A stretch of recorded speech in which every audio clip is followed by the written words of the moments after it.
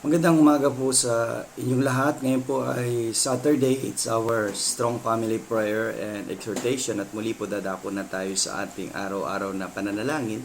At kayo po na aking mga kaibigan ay nagpapasalamat ako sa inyo dahil patuloy kayong nagbibigay ng panahon upang makasama ko bilang aking mga prayer partners.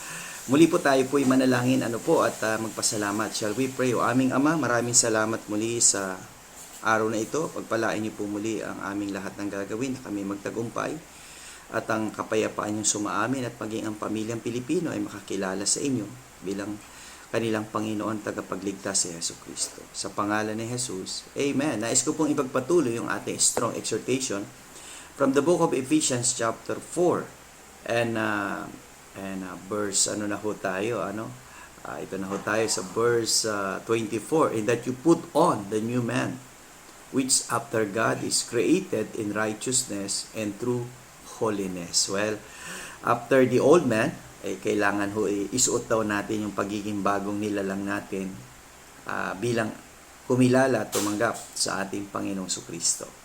Na tayo sumusunod na doon sa katuwiran, sa tunay na kabanalan. Kaya napakaganda na nagkaroon ka sa iyong buhay dito sa lupa ng relasyon sa ating Panginoong Kristo at tumalikod ka sa kasalanan at sumusunod ka na ngayon sa kalooban niya.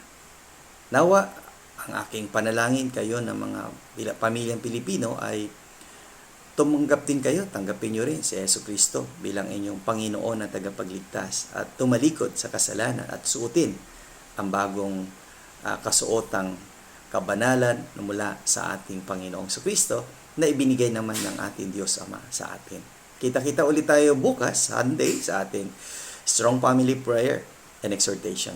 Marami pong salamat.